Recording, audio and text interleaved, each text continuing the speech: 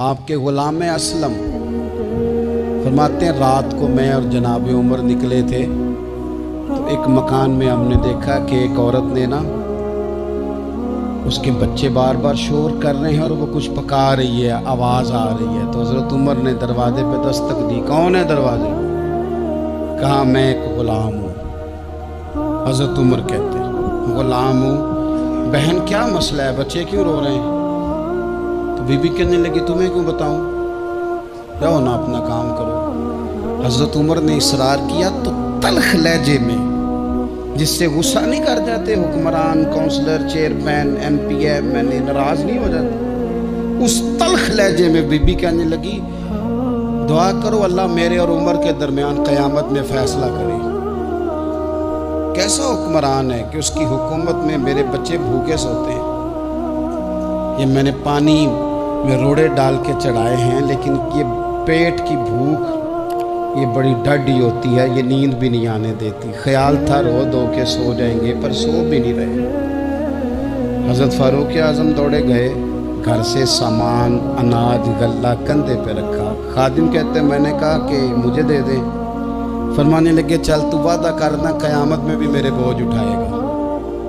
کمزور نہیں، وہ تو میرے بس کی بات نہیں۔ فرمایا پھر مجھے کرنے دے۔ دوڑے آئے، اس خاتون کے دروازے پر لا کے وہ چیزیں رکھی، کہا بہن اگر تو پردہ کر لے تو یہ غلام نا آج کھانا پکا دے تیرے بچوں کو۔ پھر وہ گھی چڑھا کے چینی ڈال کے کچھ سامان پکتا تھا وہ کھانا پکایا۔ غلام کہتے ہیں جب پھونکے مارتے تھے تو داڑھی سے دھواں نکلتا تھا، آگ جلاتے تھے دھواں نکلتا، پھر کھانا پکایا، پھر ان بچوں کو کھلایا۔ پھر حضرت عمر فاروق رضی اللہ تعالیٰ عنہ نا تھوڑے پیچھے بیٹھ گئے تو بچوں کے ساتھ اس طرح کی باتیں کرنے لگے کہ وہ ہنس پڑے۔ جناب اسلم کہتے بچے اس بیوہ کے ہنستے تھے، بچے ہنستے تھے اور عمر روتے تھے۔ جب وہ ہنستے تھے تو فاروق روتے تھے۔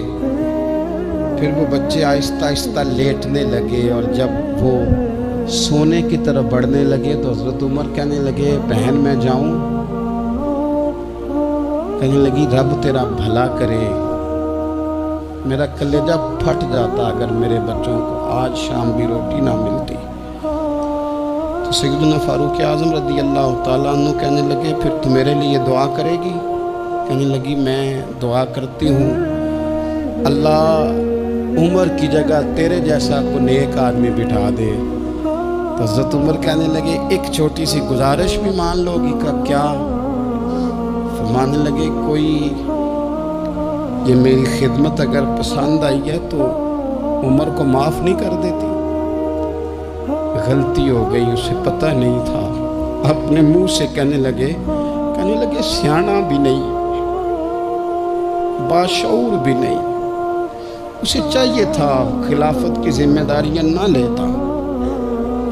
لیکن حضرت صدیق نے کہا تو وہ مان گیا، لیکن بہن میں اسے جانتا ہوں، بزدل بڑا ہے، کمزور بڑا ہے، ضعیف بڑا ہے، اگر تو قیامت میں اس کی شکایت لگائے گی تو بڑا کمزور پڑ جائے گا، اس کے لیے مشکل ہو جائے گا۔